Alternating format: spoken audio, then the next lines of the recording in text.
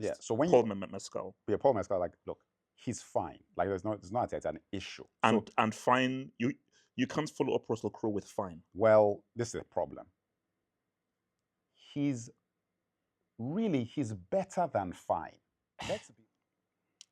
I just don't know how Ridley Scott. Again, he is a good actor, and the guy is good, but I don't know how you saw what Russell Crowe did in that first film and say this is not going to be that guy that's going to not play his son, which is an issue in and of itself that we'll get into afterwards. But it's like, for something like this, you need an anchor. And you just have a strong enough anchor. And if you don't have a strong enough anchor in a film like this, it's Well, very look, hard because we follow him all the way through. So if the anchor is not really guiding us through as an audience member, look, it's a thing that you either have it or you don't, and it's an inherent thing that you just have. And obviously, Russell Crowe had it. And the point I was making when we were talking before was that, you were saying all that. I said Russell Crowe was an unknown guy when he did Gladiator 1. Nobody knew who the hell this guy was. Oh no, but not completely unknown. Insider. I told you, Insider came out the year before Gladiator. So so they were filming Gladiator. Inside Man hadn't even come out. Okay. And when they cast him in Gladiator, Inside Man wasn't even made. So he was cast in a movie before. Insider, sorry. Insider wasn't even made. So it's like you cast a guy that nobody knew who he was. That's the point. The point is that you then got the guy, and then who Russell Crowe is like as a person. The essence of the guy is appropriate for that kind of thing. It's similar to Mel Gibson. Mel Gibson is the type of guy that would be in something like this. Just the type of person. Not that he's a better actor than Mescal. He's not better than Mescal. You just have that thing. Just a type of person. Like there's a rough around the edges, particular kind of gravitas to you. When you give see, this is the point. Remember, rise a night, rise a night. You remember that? Yeah. Orlando Bloom in Kingdom of Heaven. I watched that scene again because I thought I was hallucinating. You know when you think you remember something and you remember it wrong? That's how it was. You see, a guy who would be really good, but obviously he's a bit so old now. And I'm telling you that if you put what do they call it? You see, Orlando Bloom puts Russell Crowe. No, puts Paul Mescal doing this speech was like Rise at Night. I know you're going to say Eric Bana, right? Yeah. Yeah, Bana, he's too old. No. I said that if he was a bit, because remember, I think he should have been the guy that should have been in Kingdom of Heaven, but a younger Eric Bana, boom. Right. He doesn't have that gravity to bring to a role. So you can't, when you try and anchor a whole movie like this around it, that's what I'm saying. You can't bring the whole movie around him. That's why the movie is not going to be functional. You know, in Gladiator 1, we were following Russell Crowe all the way through, and Joaquin Phoenix was the good antagonist.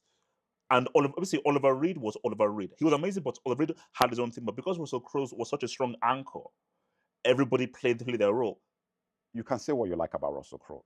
That guy, every single scene that he was in, this guy brought some crazy levels of just acting and energy, and like every single scene in Gladiator. Do you know what that was like? That's when a man knows that this is his moment.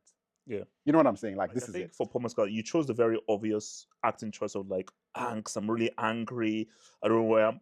Where I just think that, it's a kind of role where you have to try and bring something interesting into that people wouldn't really expect.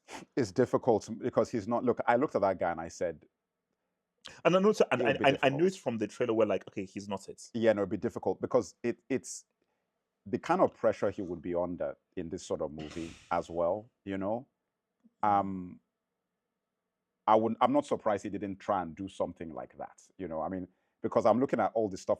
That's a lot of pressure. To be following up from what the first one was, and to be with all these things around you, and you've never done anything on this level.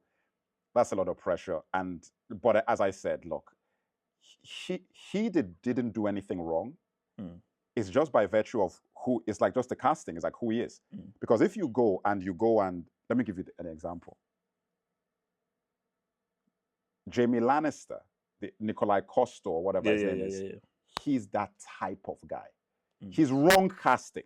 Wrong. He doesn't look the right way. No. Nothing. But the way he acts, like his style of acting, like when you look at Game of Thrones season 1, 2, and 3, like that is what you needed. Like you needed something like that. It's again, I get it. Another one that came through, but he's way too old. But if he was much younger, way more younger, Jim Caviezel. Obviously, that's like a. Because I think what you need someone is where when the camera is just on you, without you even saying anything, there is so much. We can read so much from you not saying anything. Yeah, but Jim Caviezel is like a cheat code.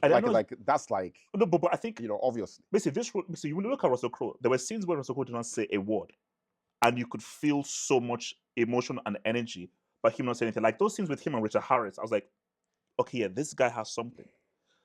And which is why it goes casting. Let me tell you this. Not I said it and you thought I was joking. I'm rubbish. I can't act. Okay? Put me in Gladiator. So. As Maximus' son? Okay, Maximus. Yeah. I'm trash. Okay? I do not know what I'm doing. I'm rubbish. But there's certain things. So is that as the Mech or as your real self?